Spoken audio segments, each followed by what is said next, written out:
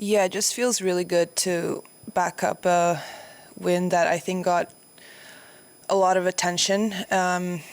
Just felt like it's been a really big 48 hours, and I didn't really feel like myself today. The whole day, I don't know, it just felt a little bit drained. So after that slow start, I just didn't want to go out like that, and picked myself up and fought back really hard, and played some quality tennis after that. Great, thank you.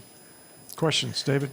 Hey. David Kane, tennis.com. Just what have the last 48 hours been like for you? I imagine your phone is like blown up like crazy. How have you been able to try to stay present in the moment?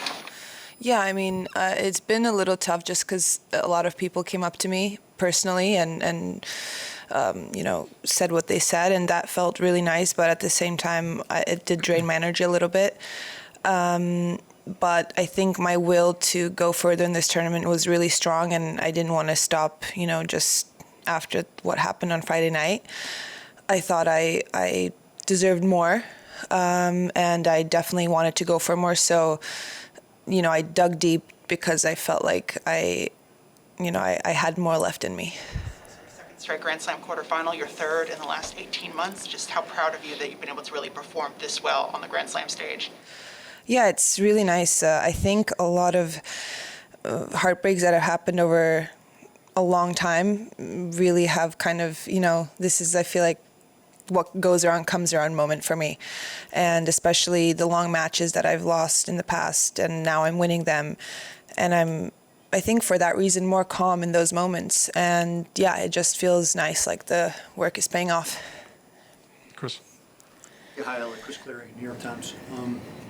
Anything that you've heard or read, you said when you looked about the reaction to the match, that really resonated with you or touched you, or you felt like kind of summed up how you were feeling about it?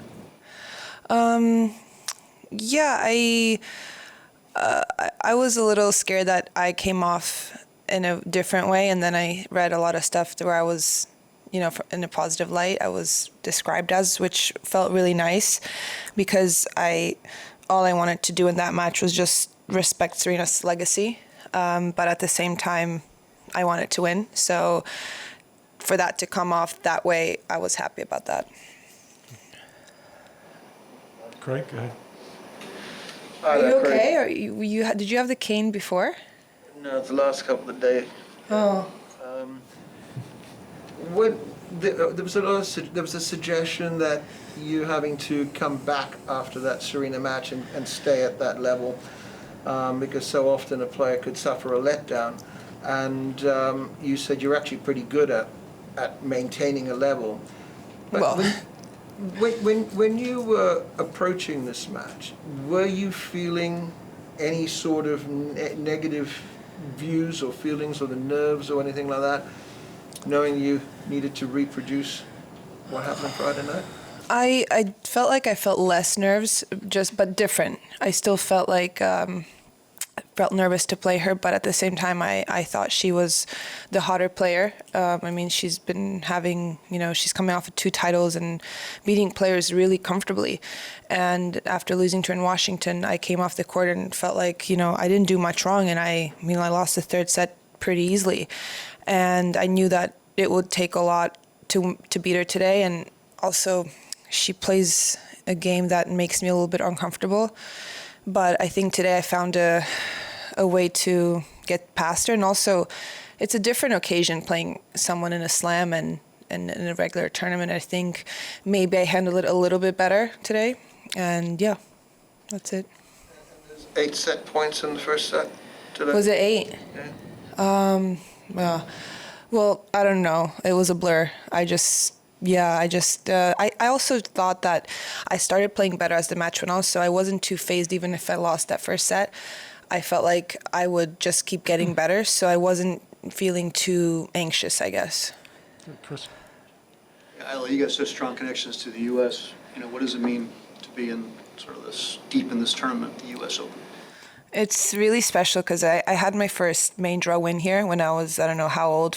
I came through qualies and won my first round and became top 100 for the first time, or like 101, which was, so I have really nice memories here, and my family always comes out. So it's just really nice to do well here. after Australia, it's been always my goal to go deep here, and I always thought it would be such a nice time with the family and a lot of friends that I have here. So to see it happening feels good, but also it's not as cool as I thought it would be, because I'm really just doing my work and everyone else is having fun. There we go. Ajla, you talked about feeling the blur of the 8-7 points tonight. You talked about not really counting how many match points you had against Serena the night before. Are these sorts of states you're finding yourself in mentally different than maybe you would have found yourself in past tough matches when you talk about those heartbreaks? Yeah, I think I'm really good right at this moment at letting things go really quickly. And also I'm not scared to fail, because I failed a lot in my career. And you know what, the worst thing that happens is you lose and you wake up the next morning and you're still alive and life goes on. And I think that the worst, now I know, like, okay, so if I lose, that's it. It doesn't matter, you know, like I keep going, and I don't see it as such a big deal as I maybe would have in the past. About the fan reaction, how it felt to be on the court tonight, if you felt like it was different than what it had been maybe. Yeah, it felt really nice. I thought that they got behind me maybe more than my opponent, and that I don't know if that was maybe kind of like, oh, we were hard on you Friday, so here's like a consolation prize. But definitely felt nice. In the back. Zach Brazil near a post. How would you compare the emotions of Friday to tonight? Today was like, oh my gosh, I'm actually in the quarters, like, whoa, you know, because how the match was going, after that slow start and her playing well, like the finish line felt very far away. So it was more kind of, maybe more positive emotions today, well, just positive, whereas Friday it was like, oh my God, I really did this, but wow, I'm the biggest villain in New York right now. So, yeah. Down under. Hey, Ola, can you just talk about your next opponents? Potentially it's a tight match going on. We don't know who's going to win that. But obviously on Shamir and Kudermetova. Is it tight? I thought it was like set in 5-1. Well, it's 7-6, 5-4 at the moment. Oh, now. 5-4. Yeah. Okay. Yeah, you know what? Honestly, whoever I get is going to be tough. I've played Veronica twice in the last few tournaments, and even though I won, they were both really physically long matches, and I played both times really well. So, and against Ons, you know, maybe she's a little bit trickier for my game, but I think that both of these players I'm going to have to bring, you know, my A game to win, and that's as expected, because what else do you do in the quarters of a slam? So I'm pretty happy to play both of them, whoever wins. Okay. Anything can happen this fortnight. Are you starting to believe that you can maybe win the tournament?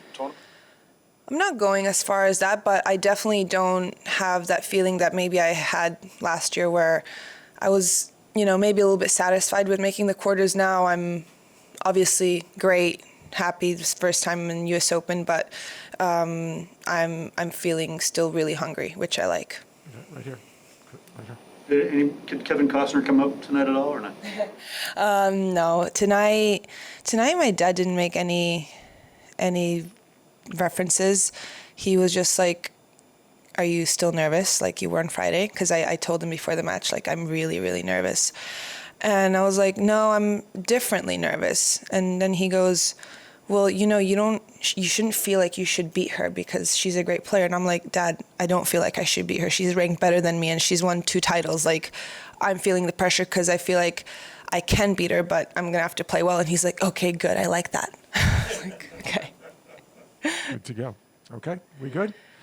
Thank you very much. Oh, he wanted one more. Zach, you had another question? So yeah, I just had a question. So you said you felt like the villain of New York on Friday. What do you feel like now? Sorry? You said you felt like the villain of New York on Friday. What do you feel like now? I just feel like I'm one of the 8 people that will be in the quarters, yeah. Nothing more, nothing less. I think the moment has passed. And, yeah,